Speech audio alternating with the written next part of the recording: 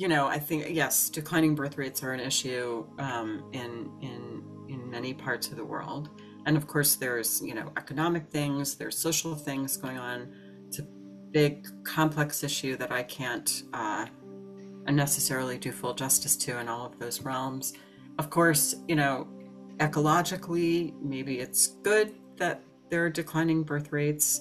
However, I can say just from a psychological view, so I know I'm just addressing a small part of the issue, but I will say that, our bodies were designed to procreate. That is kind of our biological destiny. Your body was made to do that. You go through puberty so that you can do that. You have instincts. We become attracted to each other and we like to have sex. We get attached to each other, which is another part of the mechanism that needs to happen for there to be children. We're built to have babies. We're built to procreate. That, I mean, all life forms are, otherwise they wouldn't be here, right? So the frogs and the birds and the cows and the bugs, it's the whole enterprise is about procreation in a biological sense. And I do believe that we sort of feel that in our bones. Even if, like me, when I was 22, I could sort of cut off from it and ignore it and say, that's worthless, that's silly. But somewhere deep inside us, there is a part of us that knows this is what I'm here for. Now, I'm not saying that everyone should have kids or that you can't have a wonderful, meaningful life without kids. But Jung made the point repeatedly that a lot of neurosis, a lot of suffering of our modern culture is due to the fact that we have lost touch with our instincts. And I suppose I do think that we all have an instinct to become parents. Again, I'm not saying we can't legitimately choose to ignore that instinct, but I don't think it makes sense to ignore that we have that instinct. We might say, I can feel that, I've got it, and for these reasons, I'm not going to follow it. But to stifle the knowing that it's there, I think cuts us off from something and is kind of hubristic. I think, and I say this in my book, that possibly one of the things we're meant to do in life is to know ourselves as well as we can. Now, I'm talking sort of psychologically what we're meant to do. To become as aware of ourselves as possible, to become conscious, to develop our self-knowledge as fully as possible. Maybe that's one way of looking at what we're supposed to be doing. And if that's true, and I think it possibly is, then there's nothing better than being a parent. There are things you will never know about yourself unless and until you parent. And I'm not talking about beautiful, fluffy things like, I didn't realize how deeply I could love someone. Yes, that too. But also some pretty dark things, like I talk about in the book, your own capacity for rage and even impulses to hurt people that you love. You may not know that you have those. But I don't think I know a mother who hasn't felt at one point like she'd like to, grab her kid and give him a good shaking. Not that that's okay, not that we would do it, but most of us have felt that impulse. And that's a pretty good thing to know about yourself. I quote the novelist Faye Weldon. She says, the best part about not having kids is that you can go on believing that you're a good person. And I don't remember if I used the second line in that quote. The next line says something like, until you become a parent, you don't understand how wars start. So there is a capacity to know our own depth, our own ability to love, our own fierceness, our own protectiveness, and our own darkness. Our ability to manage difficult emotions, to tolerate frustration and fear, disappointment, and joy, and the depths of emotion that get provoked in the ordinary day of mothering. I think it's hard to get that repeated, that exact thing repeated anywhere else. So, I mean, I don't want to make it sound like you should have kids so that you should know yourself better. But having children is often, for many people, a very profound connection with a felt sense of meaning and purpose. I think because it does mean we are fulfilling our biological destiny. And it's also a real opportunity for self-knowledge.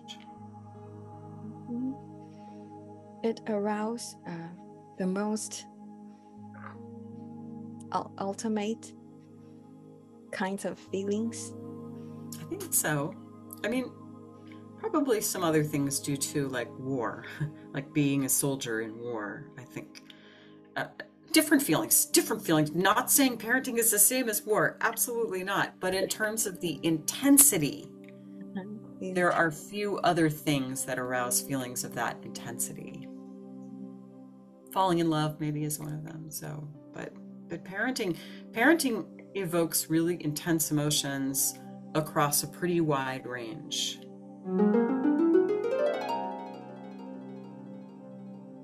Well, I mean, it's complex because I think there's a bunch of things going on.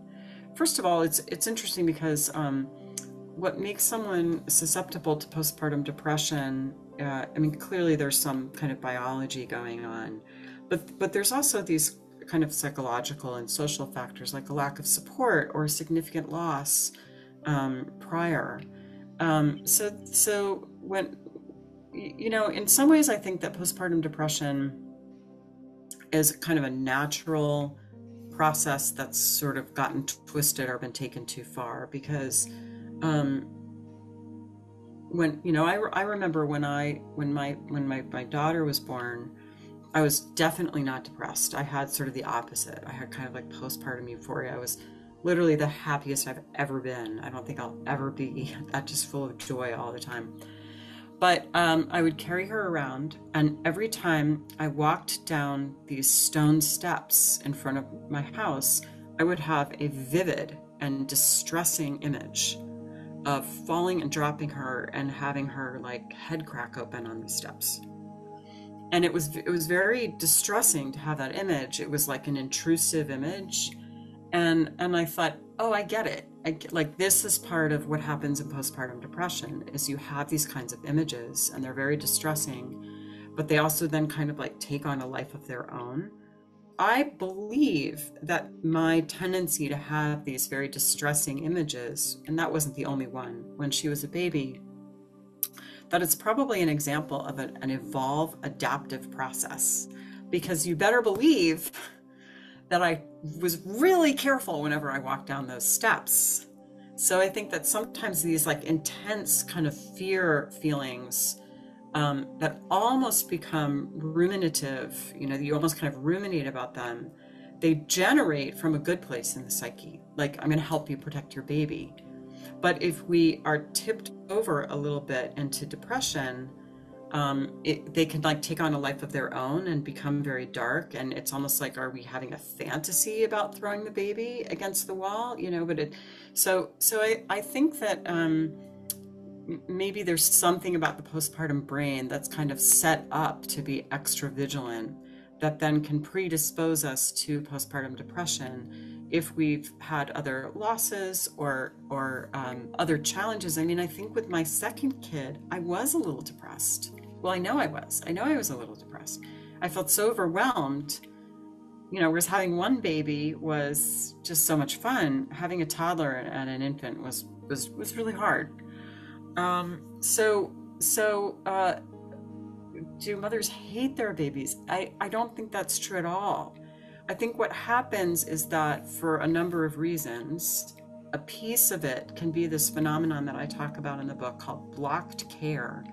That's not my term. It's the term that was developed by some therapists and neuroscientists who study this stuff. And the thing is that When our baby cries and we comfort the baby, it feels good. We feel competent, and that makes us feel more connected with our baby and want to spend more time around our baby, which then makes it easier to feel connected to the baby and to be effective with the baby.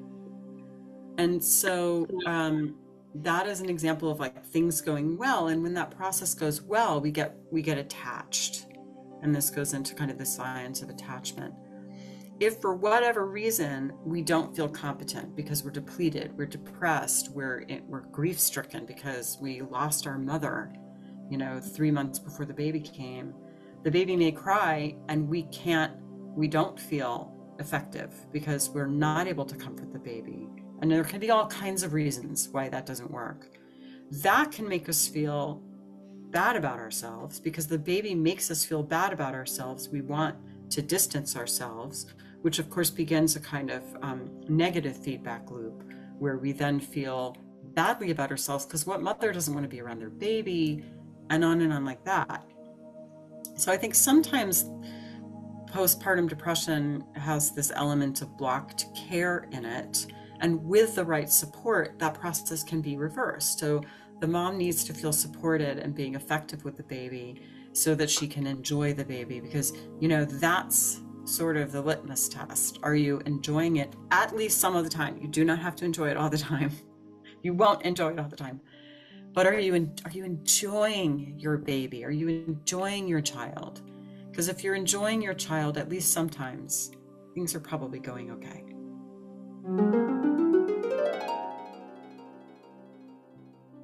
There are so many myths and fairy tales about fathers. There'd be a new book. It would be such a good and important book. And I hope someone writes it. And I don't know. It seems to me that a father should write that book. But I think and I've had fathers read my book and say they got a lot out of it. But I think fathers are different than mothers. And some of the issues definitely overlap. But there are many, many, many fairy tales about fathers. That would be a fascinating topic.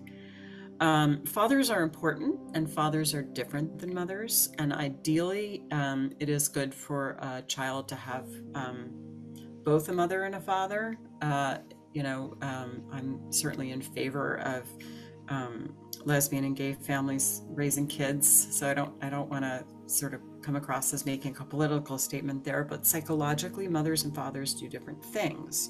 So mothers are more likely to modulate their tone of voice to kind of get at the child's level, look right in the child's eye, choose kind of almost like words that are at the child's level. And women do this across cultures. It's almost like it's hardwired that women are more likely to do this with kids. You bend down and you go, oh, tell me about your toy. Whereas fathers don't tend to do that. They tend to just talk to the kid like they're talking to another adult. They don't get down. They don't sort of meet the kid's needs as quickly as mom does a lot of times. And they roughhouse with kids. So you have both of these things. You have this one parent who's really kind of attending and holding and nurturing, and you have another parent who's sort of stretching you a little bit, who's pushing you out of your comfort zone, who's making you kind of feel tested a bit, who's giving you some challenging experiences, which is really important. I have seen families where there are two moms, and I don't by any means think this is true of every family with two moms.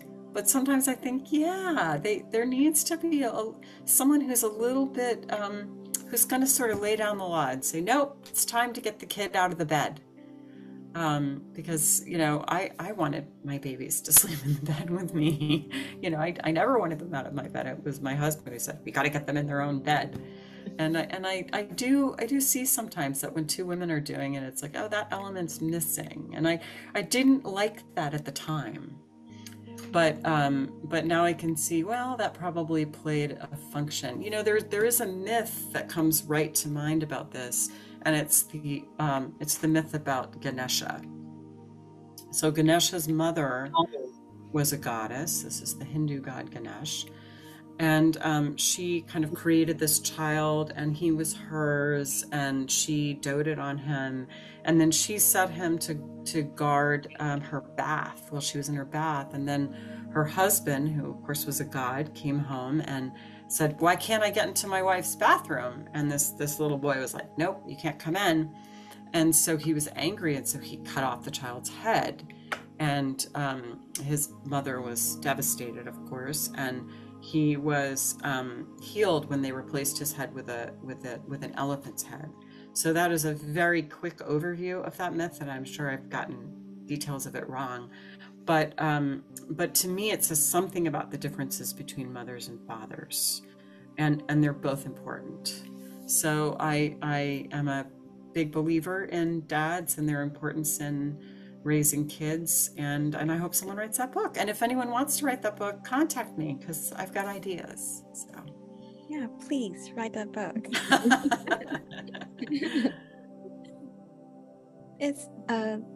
It reminds me of Oedipal complex. The myth you just mentioned about. Yeah, that's a good connection. Absolutely. Yeah.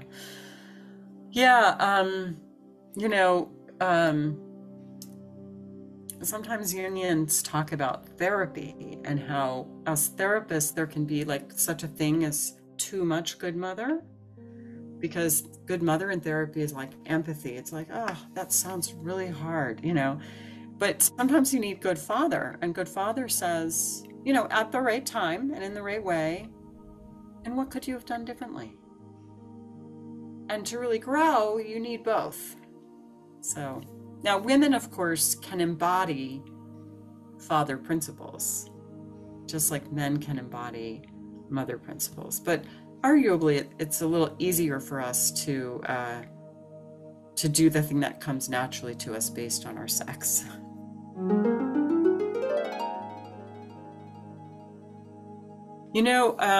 I have a new book coming out in February, and there's a whole chapter on mother-in-law. Yeah, so I think, obviously, individual women have very diverse experiences with their daughter-in-law or mother-in-law.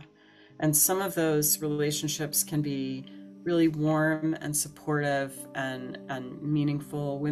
I've known women, for example, who felt very mothered and accepted by their mother-in-law, and that was a really important relationship for them. But there are these kinds of tropes that come up, and interestingly, they come up in modern culture, like in TV shows and movies, and they also do come up in myths and fairy tales. So it was a little hard to know which ones to pick in the book. I did pick a myth and a fairy tale in the book, but it was hard because there were so many to choose from about mothers-in-law. And, oftentimes we think about it as being a difficult, fraught relationship. I talk about it in the book as relating to authority and a woman's need to claim authority. And specifically in mothering, it's interesting because one of the things that can sometimes happen is a woman feels undermined in her parenting by her mother-in-law. So mother-in-law comes in and says, "That's not the way you do things, and you should do it like this, and here, give me the baby." And that can be really damaging, by the way, and contribute to that blocked care that I was talking about before, because you're made to feel like you're doing it wrong. And that is that puts you really in a very difficult situation. I heard a beautiful story the other day where a woman had a new baby and her mother-in-law was there, and it was time to give the baby a bath. And the new mom said, "Oh, here, would you do it? I don't know what I'm doing." And the mother-in-law said, "This is your baby, and you're the expert on your baby, and I will help you, but you know how to do this better than anyone in the world." And I thought to myself, I hope I'm that kind of mother-in-law.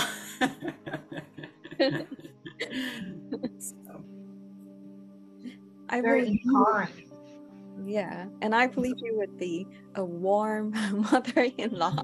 I don't know. I'm sure I've got the other side in me as well. As we all do.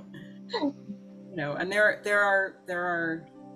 are reasons, I think, why women can feel kind of antagonistic to the daughter-in-law, that she feels like a usurper, and the older woman is kind of navigating a major life transition of her own. So it's not like there's not another side there, but it is a kind of archetypal tension.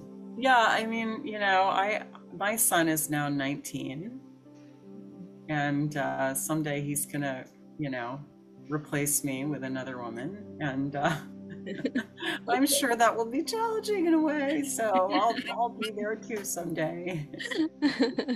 He was